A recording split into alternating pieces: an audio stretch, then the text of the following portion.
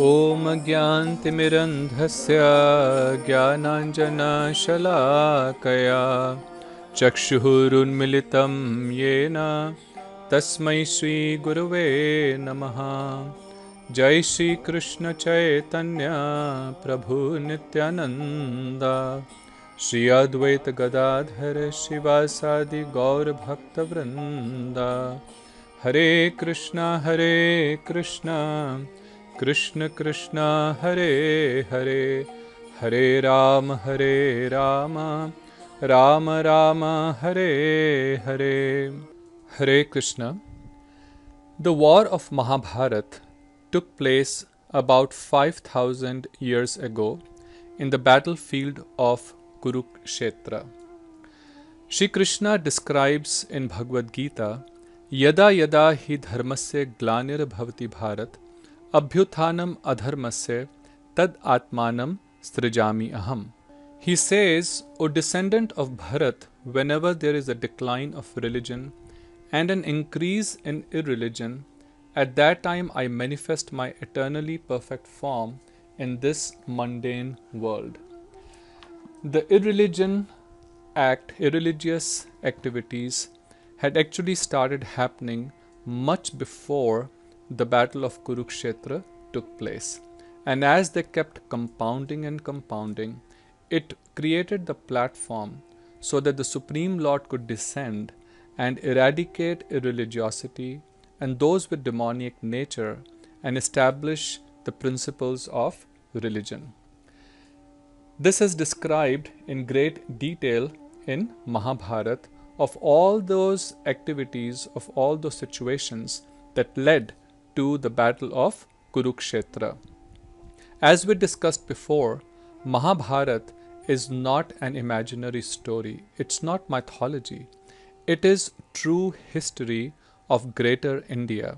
India was known as Bharat Varsh because of the great king Bharat, who ruled pretty much the entire earth, and his dynasty, the Bharat dynasty, the Ikshvaku dynasty, the Kuru dynasty, that is the dynasty whose activities, pastimes, and various kings, their histories are described in Mahabharat. Mahabharat is very, very educational.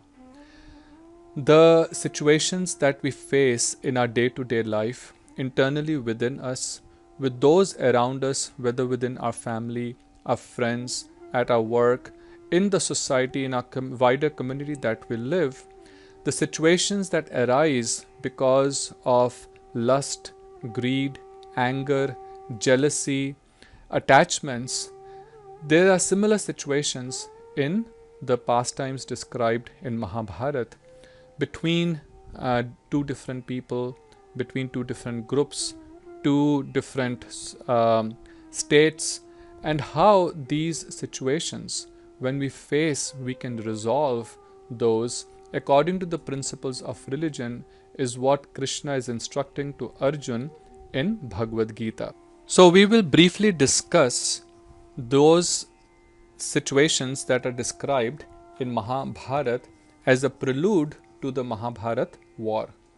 In his description, brief description of this, Sri Bhaktivedanta Narayan Goswami Maharaj explains that King Shantanu was a famous and influential emperor in the Kuru dynasty, and he was most chivalrous and religious. His wife Ganga Devi gave birth to a son named Bhishma, who was a personal expansion of the 8th Vasu. However, she disappeared after the birth of the child due to particular circumstances. What were these circumstances? The story starts from King Shantanu, who was the king of Hastinapur. Hastinapur is the modern Delhi, and it was this place that had been ruled for a long time by the Ikshvaku and then the Kuru dynasty. And it was because of this kingdom of Hastinapur that the battle of Kurukshetra also took place. Even today we can find remnants of that old city, the kingdom of Hastinapur in Delhi.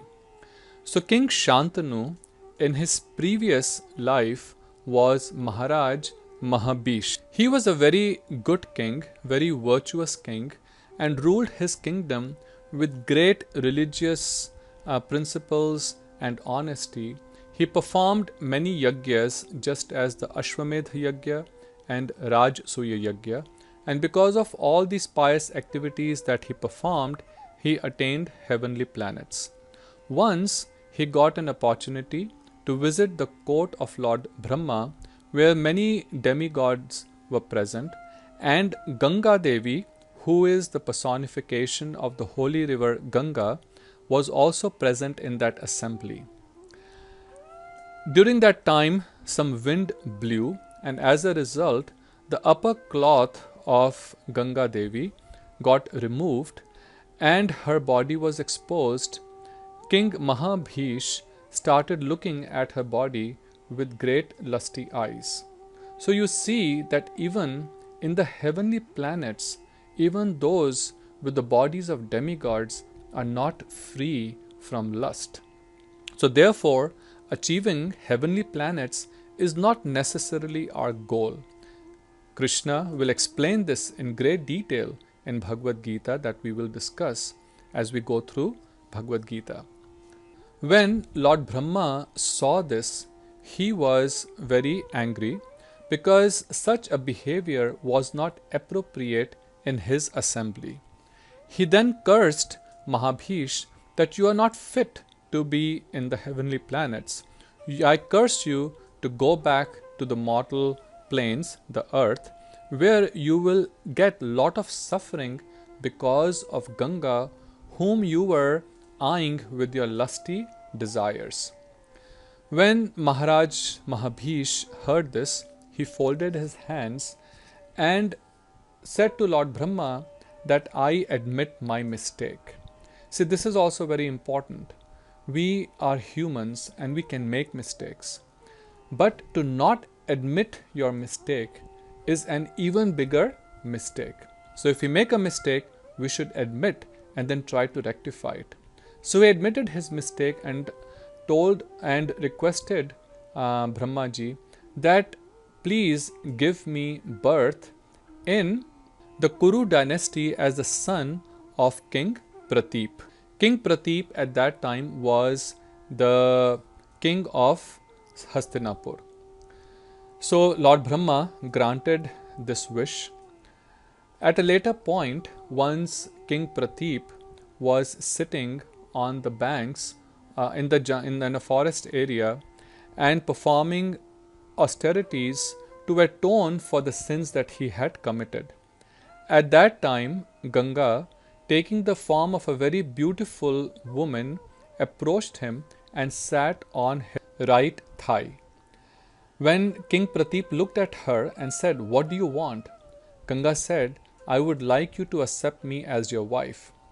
King Prateep said that I have taken a vow to not indulge in any lusty activities, and since you sat on my right thigh, that is the place for a daughter or a daughter-in-law. There is no difference between the daughter and daughter-in-law. We should not discriminate. That's what our scriptures tell us.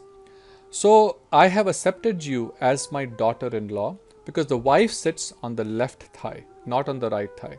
So I accept you as my daughter-in-law and I grant you this wish that my son will marry you. As time passed, King Prateep had 3 different sons, and the youngest one of them was Maharaj Shantanu, who was Mahabhish, cursed by Brahma, taking now birth as the youngest son of King Prateep.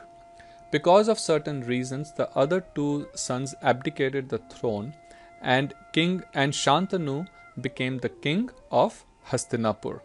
Once he was on the banks of the Ganges river, and there he saw a very beautiful woman. And who was she? None other than Ganga Devi personified herself. He was very attracted by her immaculate beauty, approached her and asked her if she would marry him. Ganga, of course, was looking for this opportunity and she agreed, but on one condition. What was that condition? that under no circumstances you would ever interfere in what I am doing and would never question me for any of my acts. King Shantanu was so attracted to her that he gave his word and agreed to this condition. They were happily married and started living together. In due course of time, a beautiful young son was born to them, and the king's happiness knew no bounds. But before he could even come and take the son in his arms, Ganga took that little child, went to the river and drowned the child in the river. The king was aghast. He could not understand that how a mother could drown her own newborn son. He was about to stop Ganga and ask her, "Why did you do this?" But then he was reminded of the vow that he had taken, that he would never question her. So he stopped. Now, with a lot of pain, he went back to his palace. In due course of time, another child was born to Ganga. She did exactly the same thing. Then the third, fourth, fifth, sixth, and seventh, like these 7 sons were born, and to each one of them, she took them to the river and drowned them in river as soon as they were born. Then the 8th child was born, and as she was taking the child, now the king could not control himself. He wanted a child. He wanted to hold the child, love his son, and make the son the heir of his throne. So he stopped Ganga and said, "Why are you doing this? Why are you drowning your newborn sons in this river? How can you be so cruel?" Ganga at that time smiled and said, "Oh my dear king, you have probably forgotten, but you are in this form as King Shantanu because of the curse of Lord Brahma, because of something irreligious that you did, and you were cursed that because of me you will experience a lot of pain." So see, we have to repay for all our bad acts. Sometimes in this life we feel that why am I suffering? Why am I feeling pain because of some other person? It is because that we must have done something in our previous life because of which we are suffering now. She then explained that these 8 sons were the 8 Vasus, these are demigods, and because of the curse of Maharshi Vashisht, they were cursed to take human births.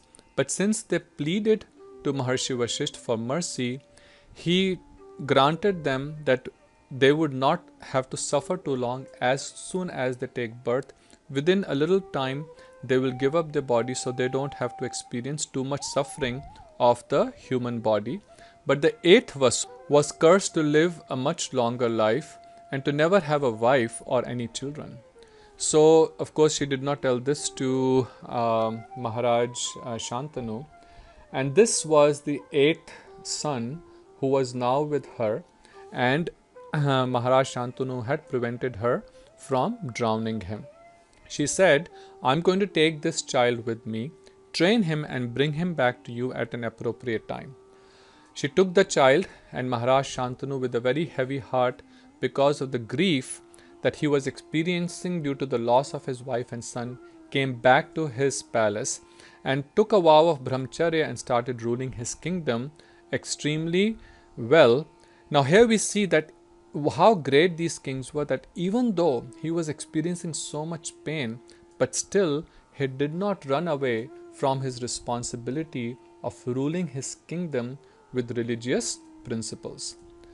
At a later point of time, he was once again on the banks of the Ganges when he saw that the river level had gone down. It had become very shallow. There he spotted a very young, strong, handsome man, and looking at him, he felt that this may be my son. That time, Ganga Devi appeared and confirmed that indeed he was his son, and his name was Devavrata. She had taken him and gotten him educated in all the holy scriptures, in all the religious principles by sage Vashisht, and in the art of fighting by none other than Parshuram himself. Now, for a king, these two things are very important: the understanding of scriptures, the understanding of religious principles, so that he can rule with religious principles, and he also needs to know how to fight so that he can protect his citizens. So then, giving the custody of this son Devavrata to Maharaj Shantanu, Ganga Devi then disappeared. So this was the reason why Ganga Devi disappeared. King Shantanu returned back happily to his palace with his son. After this, what happened? We will continue next time. Hare Krishna, Radhe Radhe. Have a very blessed day.